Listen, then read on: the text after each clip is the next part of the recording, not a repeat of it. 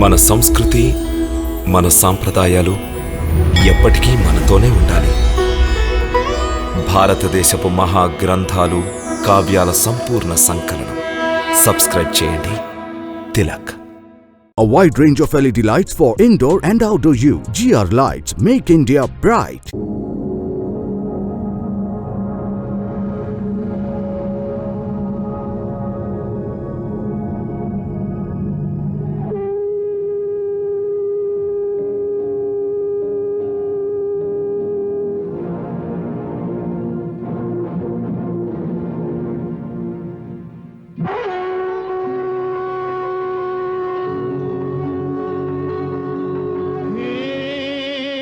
गंगा मैया तेरी शरण में जो भी प्राणी आया उसका बेड़ा पार लगाया. गंगा मैया, गंगा मैया, गंगा मैया, हर हर गंगे, जय जय जय हर हर गंगे. निर्बल का बल तेरा ये जल, अमृत जैसा सबके लिए. इसमें नहा के तन निर्मल हो, मन पावन हो जो इसको पिए. डूबे कभी ना उस पानी की नैया जिसकी तू बन जाए खिवैया. गंगा मैया तेरी जय हो जय हो जय हो. गंगा मैया हर हर गंगे, जय जय जय हर हर गंगे, हर हर गंगे, जय जय जय हर हर गंगे, हर हर गंगे, जय जय जय हर हर मैया. అయితే నా నిర్ణయం కూడా వినండి.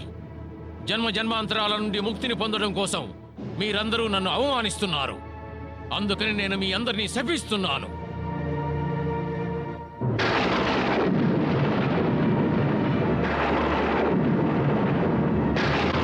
నారాయణ నారాయణ నారాయణ, క్షమించండి పితృదేవా, క్షమించండి. మీరందరూ యుగ యుగాలుగా జన్మ జన్మాంతర చక్రంలో పరిభ్రమిస్తూనే ఉంటారు.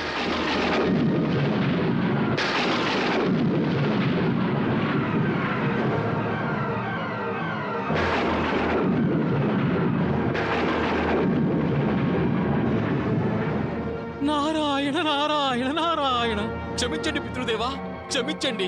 శాపాన్ని ఉపసంహరించుకోండి. మేము మీ పుత్రులం. మమ్మల్ని క్షమించండి. మమ్మల్ని క్షమించండి పితృదేవా, మమ్మల్ని క్షమించండి పితృదేవా. మీకు ముక్తి లభించేది పృథ్వీలోకమున గంగాదేవి అవతరించినప్పుడే. నారాయణ నారాయణ, భ్రాత ఎంత పని చేశావు. నీ పుత్రులనే శపించినావా? కేవలం పుత్రులనే కాదు, నా అనుజుడువైన నిన్ను కూడా శపిస్తున్నాను. నన్నా? నేను నా పుత్రులను నీ వద్దకు పంపించాను. నీవు వారికి సృష్టి నిర్మాణ కార్యమును శిక్షణ ఇచ్చి ప్రాపంచిక జీవనములో ఆశావహులుగా ఉండేలా చేస్తావని. కానీ నీవు అందుకు విరుద్ధముగా వారికి ఎలాంటి శిక్షణ ఇచ్చావు? వారిని ప్రపంచం నుండే విముఖులను గావించావు. నీవు నా సృష్టి నిర్మాణ కార్యమును భంగపరిచినావు అనుజ. కనుక నేను దక్ష ప్రజాపతిని, పరమేష్టి పుత్రుడను అయిన నేను నిన్ను శపిస్తున్నాను. నీవు 2.5 ఘడియల కంటే ఎక్కువ సమయము ఎక్కడా నిలబడలేవు. నారాయణ నారాయణ నారాయణ. అప్పటి నుండి దక్ష ప్రజాపతి 60,000 మంది పుత్రులు యుగ యుగాలుగా తిరుగుతూనే ఉన్నారు. మాకు ముక్తిని ప్రసాదించండి, మాకు ముక్తిని ప్రసాదించండి, మాకు ముక్తిని ప్రసాదించండి, మాకు ముక్తిని ప్రసాదించండి, మాకు ముక్తిని ప్రసాదించండి, మాకు ముక్తిని ప్రసాదించండి. దేవాదేవా, మహాదేవా, మేము మీ శరణు కోరి వచ్చాము. ఇదేమిటి ప్రభు, దక్షిణి పుత్రులు తమ శరణు కోరొచ్చారు? మా ప్రణామాలు స్వీకరించండి. మీ అందరకు శుభం జరుగుతుంది. కానీ ఎప్పుడు శుభం కలుగుతుందో చెప్పండి ప్రభు. యుగ యుగాలుగా ఈ బ్రహ్మాండమునందు తిరుగుతూనే ఉన్నాం. మేం ముక్తి కోసం అందరి దేవతల్ని ప్రార్థించాం, కానీ ఎవరు ముక్తిని ప్రసాదించలేదు. మేమందరం మీ శరణు కోరి వచ్చాము. మాకు శాప విమోచన కలిగించండి. దక్షపుత్రులారా, గడువుకు ముందే మీకు శాప విముక్తి జరిగే వీలు లేదు. మీకు తెలియదు, మీ మూలంగానే పృథ్వీ ఉద్ధరణ జరగవలసి ఉన్నది. ఇదే విధి విధానమయ్యున్నది. కనుక ధైర్యంగా ఉండండి. ప్రభు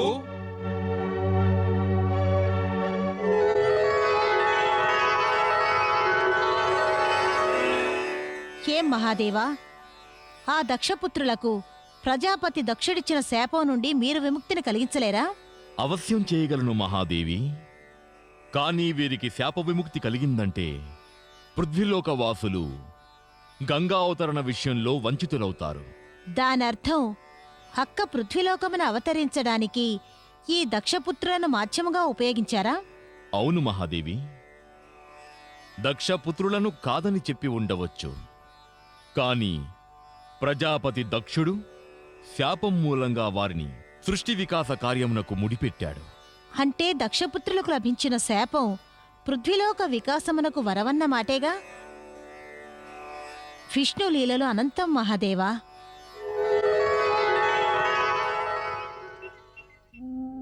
మహారాజా,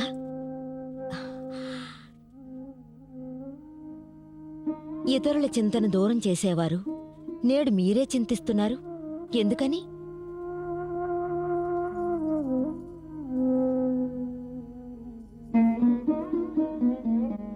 కేశిని, చింతా చితి రెండు కవల పిల్లలు. కేవలం ఒక్క పూర్ణం మాత్రమే తేడా. ఒకరు ముత్తైదువ, రెండోది విధవ. అయితే ఇద్దరూ చేసే పనులొకటే, మనుషుల్ని దహించి వేస్తాయి. ఒకటి మనిషిని సజీవంగా దహిస్తుంది, రెండోది మరణించిన తర్వాత దహిస్తుంది.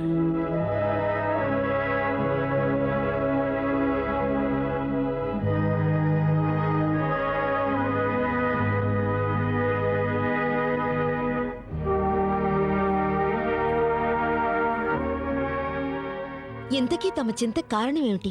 ఏం చేయమంటావు మహారాణి? పరిస్థితి అలా ఉద్భవించింది. రాకుమారుడు అసమంజసుడు, వివాహం చేసుకోవడానికి ఒప్పుకోవడం లేదు. రాజసభ అసమంజసుడిని వారసుడిగా నియమించడానికి ఒప్పుకోవడం లేదు. ఇక మనం అయోధ్యకి వారసుడిని ఇచ్చే స్థితిలో లేవు.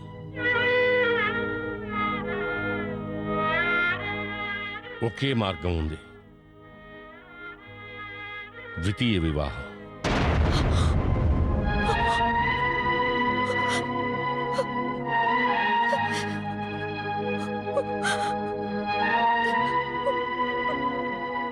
మహారాణి, నేను ద్వితీయ వివాహం చేసుకోను.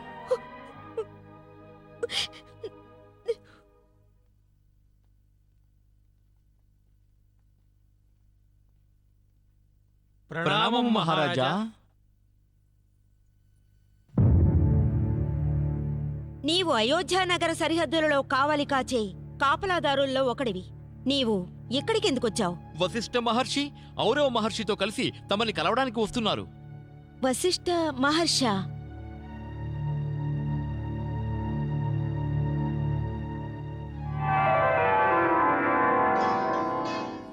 ప్రణామం వశిష్ఠ మహర్షి. ప్రణామం ఔరవ మహర్షి. ప్రణామం. ఆయుష్మాన్ భవ, సౌభాగ్యవతీ భవ. అయోధ్య రాజా, అయోధ్యారాణి, నాకు తెలియదు నేనిక్కడికి రావడం వల్ల మీ సమస్యలకు సమాధానం లభిస్తుందో లేక మీ సమస్యలు ఇంకా పెరుగుతాయో. నేను కేవలం బలవంత పెట్టడానికే వచ్చాను. ఇది విధి విధానం. దానిని ఎంతవరకు ఆపగలరు తమరు? పైగా ఆపడం అసంభవం. శుభకార్యములను శీఘ్రమే ఎందుకు జరగనీయడం లేదు? నేను తమ ద్వితీయ వివాహం గురించి మాట్లాడుతున్నాను. రాజా, అది జరగడం నిశ్చయం. ఎందుకంటే అందులోనే గంగావతరణం, ఆపై శ్రీరామచంద్రుని అవతారం, దక్షపుత్రుల ఉద్ధరణ ఆధారపడి ఉన్నవి.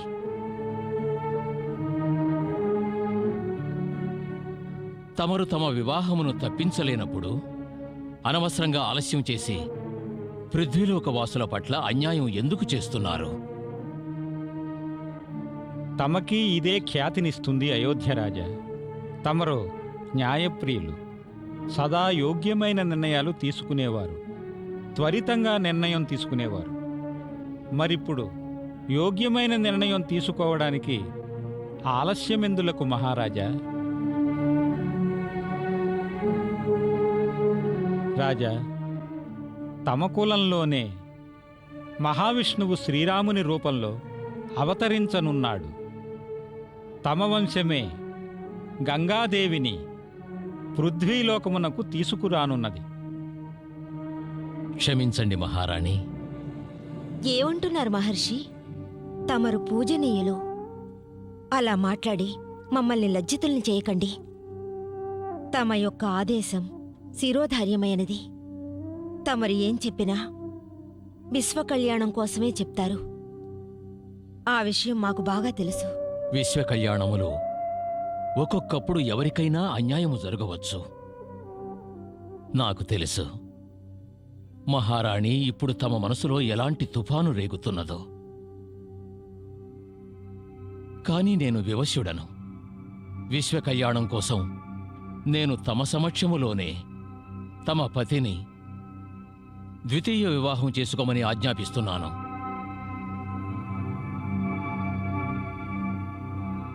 ఎందుకంటే మహారాజు సగరుని ద్వితీయ వివాహమున ఒక పుత్రుడు పుడతాడు. అతడే గంగావతరణమునకు కారకుడవుతాడు.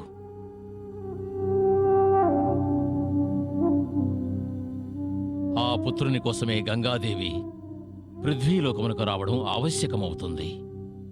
అవును మహారాణి, తమ పుత్రులు, పౌత్రులు, ప్రపౌత్రులు గంగాదేవిని పృథ్వీకి తీసుకుని వస్తారు. కనుక రాజా, ద్వితీయ వివాహమునకు సిద్ధంగా ఉండండి.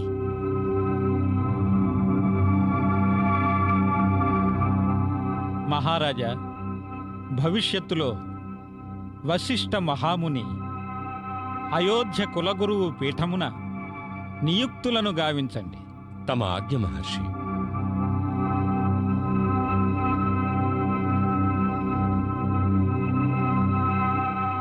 శుభమస్తు. ఆయుష్మాన్ భవ. రండి మునీంద్ర.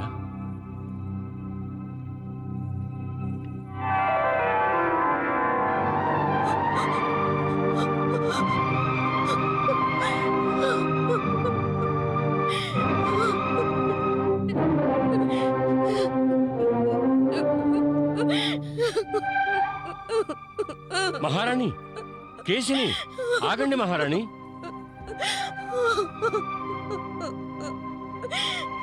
మహారాణి, తలుపు తీయండి మహారాణి. మహారాణి, తలుపు తీయండి మహారాణి.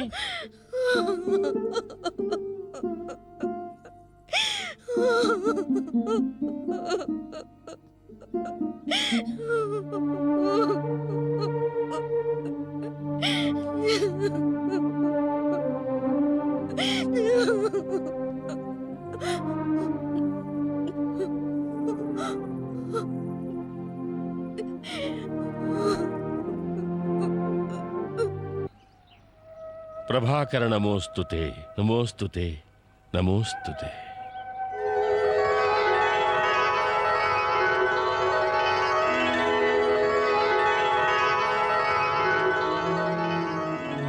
ప్రణామం భాస్కర. నీ మూలంగా సృష్టి కళ్యాణం జరుగుతుంది వత్సా.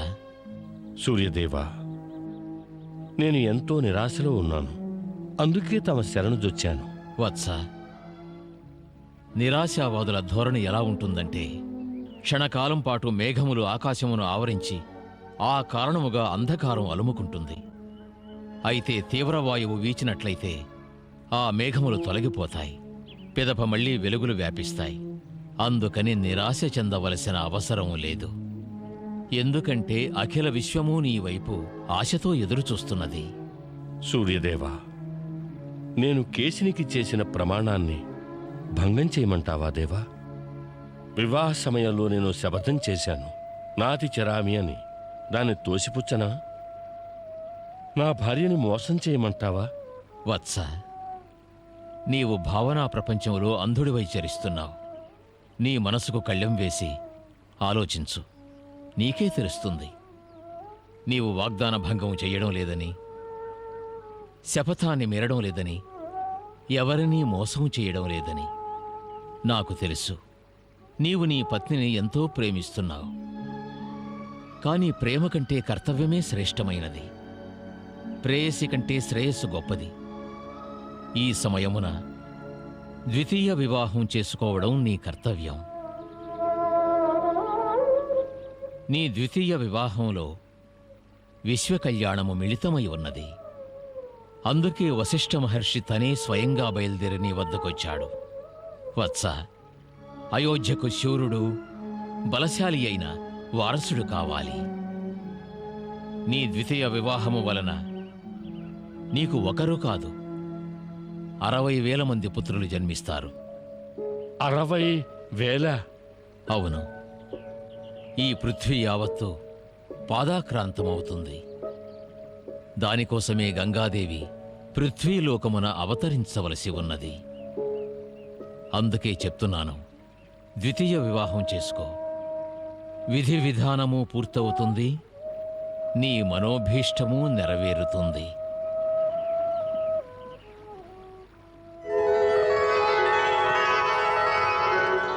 మహాదేవా, సూర్యదేవుడు సగరునికి వరమును ప్రసాదించాడు. ఈ సగరుడు 60,000 మంది పుత్రులకు తండ్రి అవుతాడని, పైగా ప్రజాపతి దక్షుని 60,000 మంది పుత్రులు శాపగ్రస్తులై తమ విముక్తి కోసం ఎదురు చూస్తూ బ్రహ్మాండంలో పరిభ్రమిస్తున్నారు. మాకు ముక్తిని ప్రసాదించండి, మాకు ముక్తిని ప్రసాదించండి ప్రభు. విధి విధానము ఇప్పుడు నాకు అవగతమైనది మహాదేవా.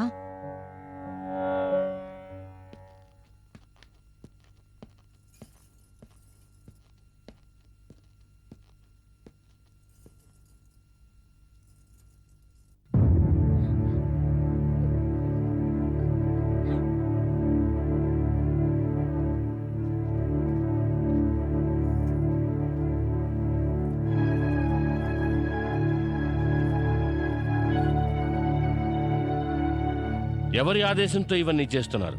మహారాణి వారి ఆదేశంతో ప్రభు. ఎవరైనా అతిథులు వస్తున్నారా?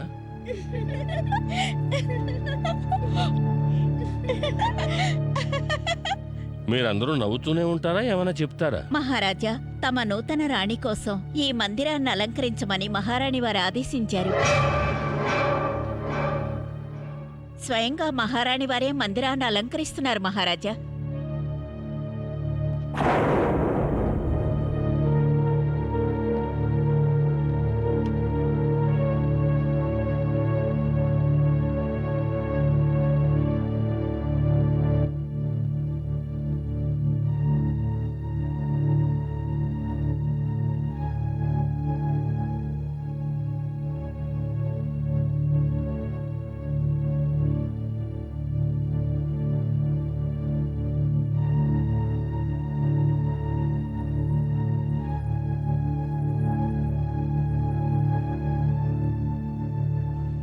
కేసిని,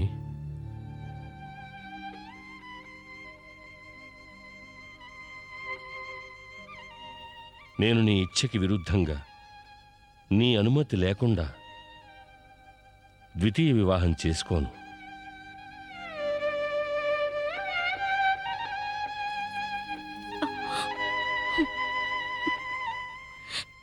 నేను తమకి అనుమతిస్తున్నాను. కన్నీళ్లతోనా?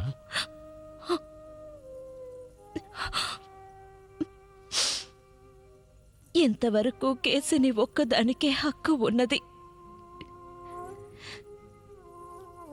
ఇప్పుడు వేరే ఇంకెవరకు హక్కు దక్కుతున్నదంటే అది తలుచుకుంటే ఇక తమరు కేవలం నా వారే కాదని మనసులోని దుఃఖం అశ్రుల రూపంలో బయటకు వస్తోంది.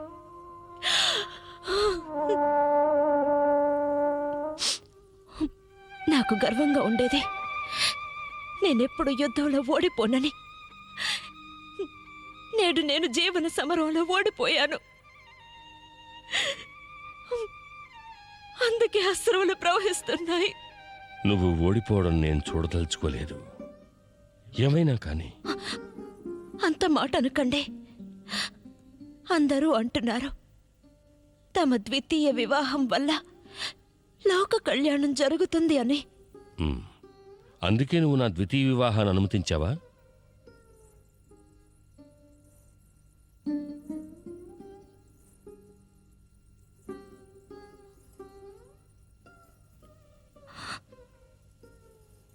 ఇక తమరు అతి శీఘ్రంగా ద్వితీయ వివాహం చేసుకోండి స్వామి.